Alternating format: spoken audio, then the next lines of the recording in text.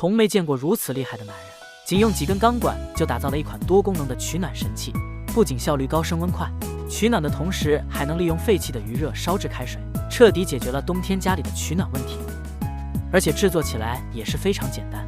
只见男人首先准备了5块钢板，在其中1块钢板上切割出一个长方形豁口，作为整个取暖炉的落灰口；另1块梯形板材的表面则是切割出更大号的缺口，作为进柴口。进柴口的四周还需焊接固定4根扁铁，作为安装炉门的框架。下面就可以将所有的板材按照提前规划好的位置，组合成整个取暖神器的炉体。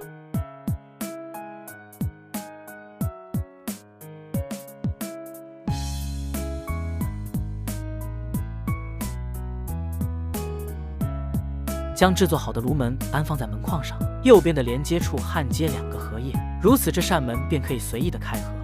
然而这还远远达不到使用的要求，整个炉体翻转过来，在底部的位置焊接4根方形钢管，用以作为支撑。孔洞的位置则是以相同的间隔焊接6根铁棒作为炉壁。为了方便清掏炉灰，还需在炉壁的表面焊接一个盒子。考虑到取暖炉自身的重量，在4个支撑腿的底部再焊接4块钢板，增加受力面积，防止划伤地面。2块铁板拼接成一个抽屉的模样，塞进盒子后，这样便能轻松地清理炉体的落灰。跟着便是为所有的门都安装锁扣和把手。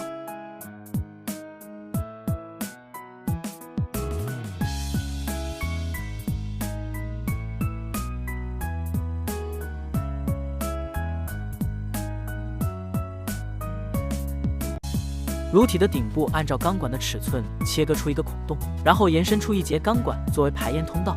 下面还需按照炉体的长度裁切出7、8、90根的钢管，这些圆管都需焊接固定在炉体的2侧，增加取暖效果。其工作原理与散热器类似，圆管增加了表面积，能更全面地与空气接触，提高散热效率。如此一款简单实用的取暖神器便制作完成了。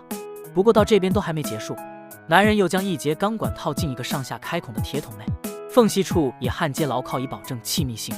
作为加热开水的装置，铁桶的下方有2根管道作为进出水口，顶部再延伸出1根小管用于泄压。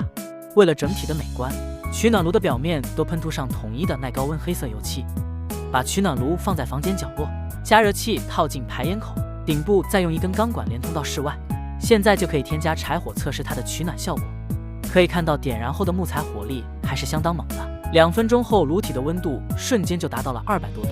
此时铁桶内的水也已经烧开，充分地利用了废弃的余热，非常的节约环保。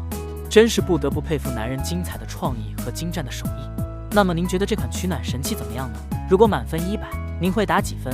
本期视频就到这边，爱你们，么么哒。